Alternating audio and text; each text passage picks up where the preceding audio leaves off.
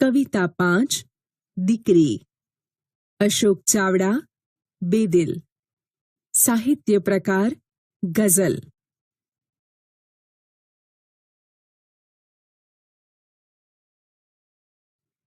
ઉપનિષદમાં કહેવાયું છે, યત્ર નાર્યસ્તુ પૂજ્યન્તે રમન્તે તત્ર દેવતાઃ, યત્રેતાસ્તુ ન પૂજ્યન્તે સર્વાસ્ત્રફલાઃ ક્રિયાઃ.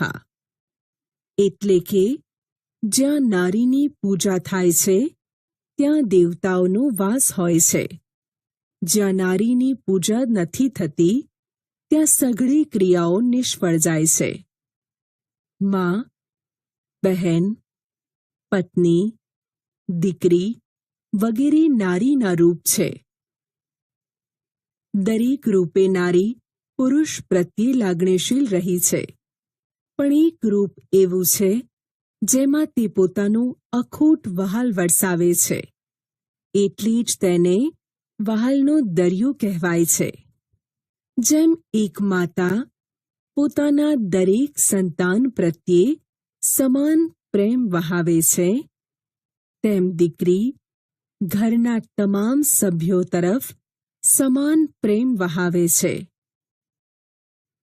ચાલો મિત્રો, દીકરીના ગૌરવભર્યા સ્થાન અને માનની સંવેદનાનું આલેખન કરતી એક કવિતા જોઈએ. કવિતાના કવિ અશોક ચાવડા છે. તેમનું તખલ્લુસ એટલે કે ઉપનામ બેદિલ છે.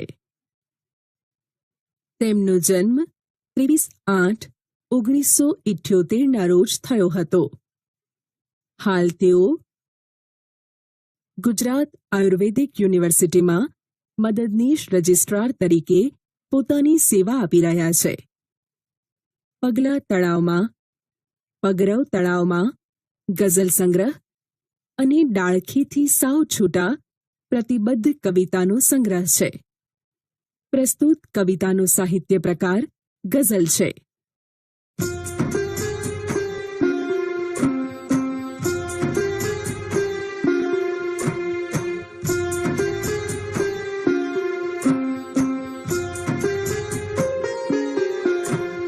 સ્વર્ગની એક એક દેવીની ઝલકમાં દીકરી, સ્વર્ગની એક એક દેવીની ઝલકમાં દીકરી છે. સુખડ ચંદન ને કુમકુમના તિલકમાં દીકરી, સ્વર્ગની એક એક દેવીની ઝલકમાં દીકરી.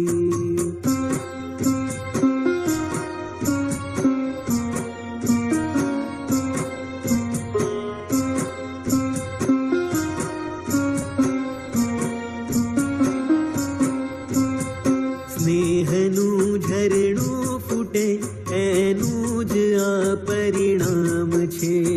સ્નેહનું ઝરણું ફૂટે એનું જ આ પરિણામ છે. કોતરે છે કોઈ વર્ષોથી ખડકમાં દીકરી, સ્વર્ગની એક એક દેવીની ઝલકમાં દીકરી.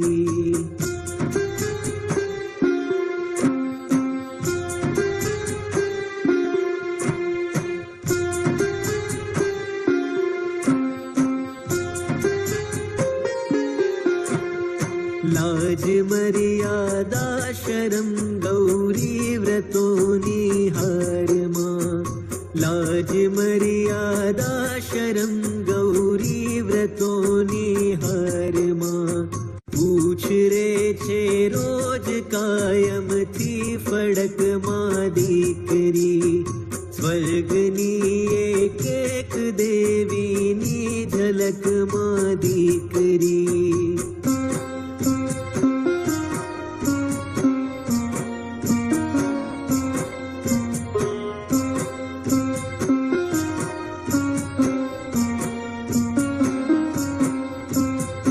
જે શિરે હું હાથ ફેરવતો હવે એ હાથ દે, જે શિરે હું હાથ હાથ ફેરવતો હવે એ હાથ દે વિસ્તરે છે એમ સમજણના ફલકમાં દીકરી સ્વર્ગની એક એક દેવીની ઝલકમાં દીકરી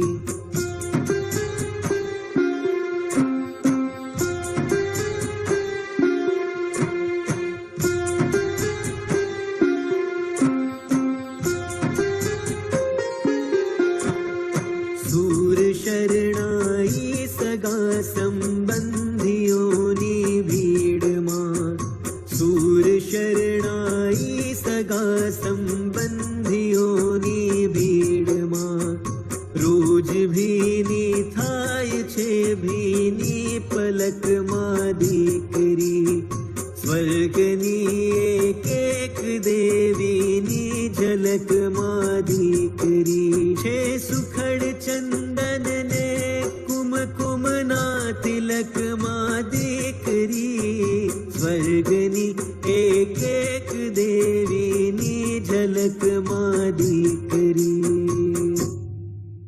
તો હું લઈને આવ્યો છું તમારા માટે દેશ ગુજરાતી કીબોર્ડ, જેના ફીચર ટાઈપ કરશો તો કવિતા સમજૂતી. સ્વર્ગની એક એક દેવીની ઝલકમાં દીકરી છે સુખડ ચંદન ને કુમકુમના તિલકમાં દીકરી. સ્વર્ગમાં રહેલી તમામ દેવીઓની ઝલક, તેજસ્વિતા, પ્રકાશ કવિની દીકરીમાં દેખાય છે. આમ કવિ દીકરીને ગૌરવભર્યું સ્થાન અને માન આપે છે. જ્યાં દેવી દેવતાઓનો વાસ હોય ત્યાં સુખ, શાંતિ અને સમૃદ્ધિ હોય છે તેવું આપણે હંમેશાથી માનતા આવ્યા છીએ. અને જ્યારે સૌ દેવીઓ લક્ષ્મી, સરસ્વતી, પાર્વતી વગેરેની શોભા ને તેજ દીકરીમાં જ હોય ત્યારે જે ઘરમાં દીકરી એ ઘર સ્વર્ગ. જેમ સુખડ ચંદન અને કુમકુમનું તિલક કરવાથી સુગંધ અને શીતળતા બંને અનુભવાય છે, એમ દીકરીની હાજરી પરિવારની મીઠી સુગંધ અને શીતળતા બંને આપે છે. ઝલક એટલે તેજનું પ્રતિબિંબ. સુખડ ચંદન એટલે ચંદનના ઝાડનું સુગંધી લાકડું અને કુમકુમ એટલે કંકુ. સ્નેહનું ઝરણું ફૂટે એનું જ આ પરિણામ છે. કોતરે છે કોઈ વર્ષોથી ખડકમાં દીકરી. જેમ ભગીરથ ઋષિના લીધે ગંગા નદી સ્વર્ગમાંથી ધરતી પર આવી અને લોકોને જીવન મળ્યું, એ રીતે માણસમાં સ્નેહનું ઝરણું ફૂટવાનું કારણ દીકરી છે. દીકરી સ્નેહના ઝરણાનું પ્રતીક છે. કોઈ મર્દ મુછાળા બાપને ઘેર દીકરીનો જન્મ થયા પછી તેનામાં રહેલા ખુમારી ને ગર્વની સાથે પ્રેમની સરવાણીનો પણ સુભગ સમન્વય સધાય છે.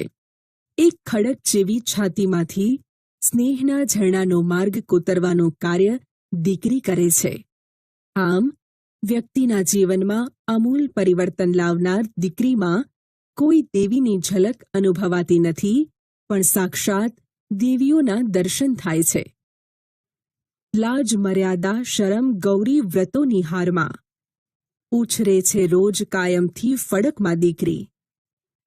દીકરી વહાલનો દરિયો એવી પંક્તિ જે સમાજમાં હાલ પ્રચલિત છે, એ જ સમાજે માત્ર દીકરી માટે જ મર્યાદામાં રહેવું, તારે આમ કરવું, આમ ન કરવું, આમ કરવાથી આમ થાય, તેમ થાય ને નાનપણથી સારા ઘર અને વરની પ્રાપ્તિ માટે ઉપવાસ કરવા, વ્રત કરવા વગેરે સૂચનાઓ આપી કાયમથી એને બીકમાં રાખી છે.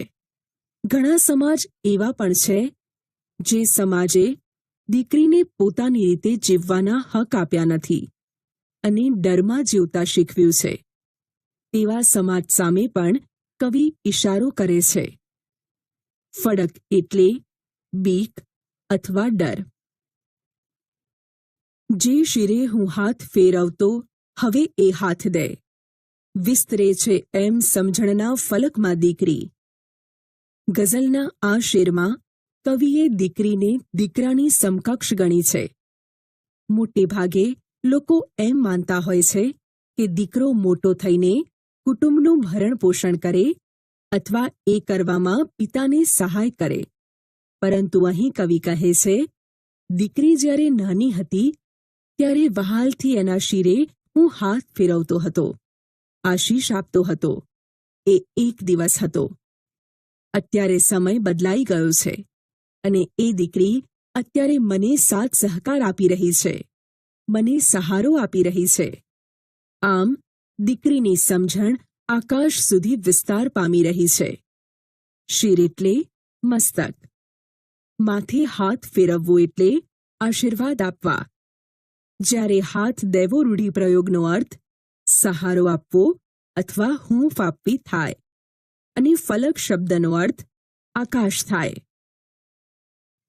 સૂર શરણાઈ સગા સંબંધીઓની ભીડમાં રોજ ભીની થાય છે ભીની પલકમાં દીકરી. કોઈ લગ્ન પ્રસંગમાં કવિ જ્યારે શરણાઈના સૂર સાંભળે છે ત્યારે અથવા સગા સંબંધીઓ મળે છે ત્યારે એમની દીકરી યાદ આવી જાય છે. સહારો અને હૂંફ આપતી દીકરી યાદ આવતા કવિની આંખો ભીની થાય છે અને એ ભીની પલકમાં દીકરી જ પ્રત્યક્ષ દેખાય છે.